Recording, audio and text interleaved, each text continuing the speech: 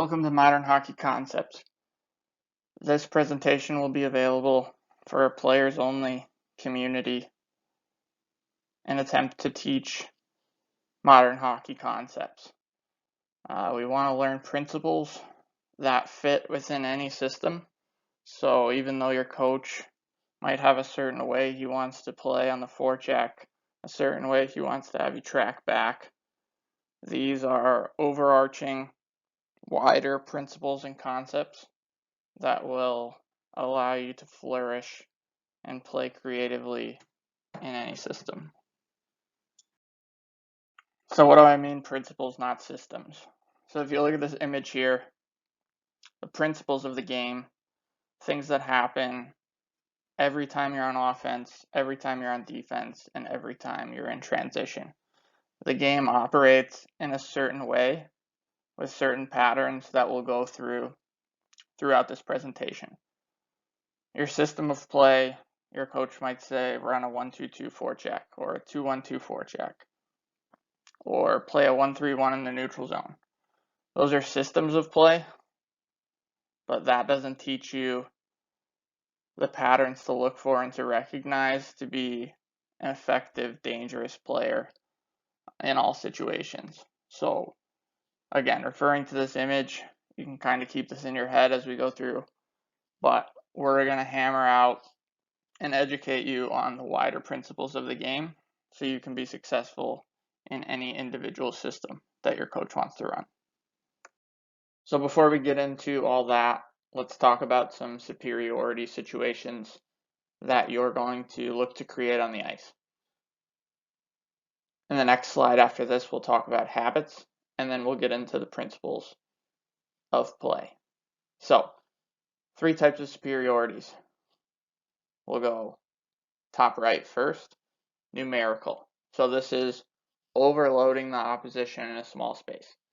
So your coach is often going to say things like, we need to create 2-on-1s all over the ice, or in this situation, on the soccer pitch diagram, this is a 3-on-2 in a small area. So if you can get numbers on the ball or on the puck, you're going to be in a more advantageous situation to create something positive. So that's numerical superiority, getting numbers to space. Positional superiority, bottom left, maximizing your time and space upon receiving. So in this diagram, you can see that the player that's going to be getting the ball, where the arrow's drawn to, he's in the middle of 4 black defenders.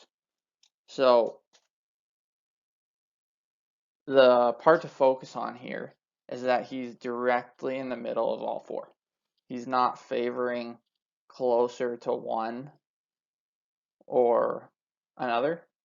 He's directly in the middle of all 4, so he's creating as much space between any possible defender that will come play him when he gets this ball.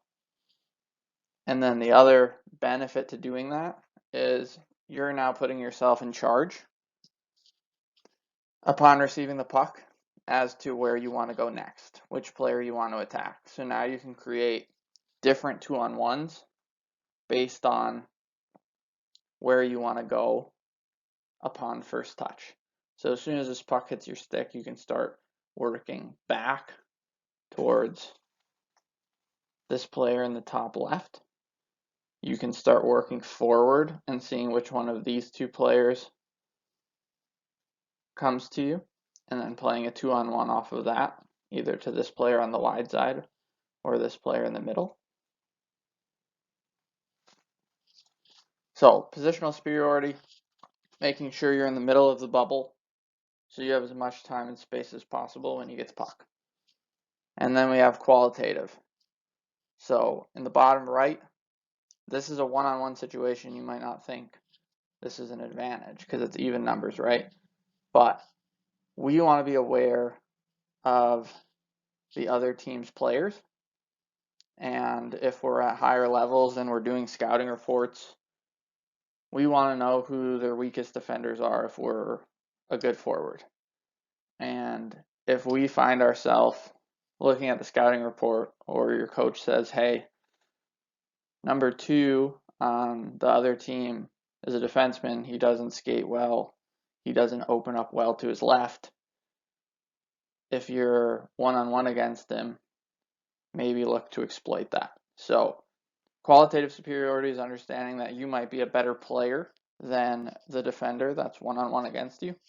And even though it's one-on-one, you want to understand that you might be a better player than them, and to take advantage of that and try and dictate and manipulate and beat that player one-on-one. So certain situations one-on-one, not as favorable, but if you look a little bit deeper, you understand the scouting report, you understand the opponent you're playing, and you understand where their weaknesses are on an individual level, you might be able to take advantage of that in a game situation. So those are the 3 types of superiorities. Now we're going to talk about habits.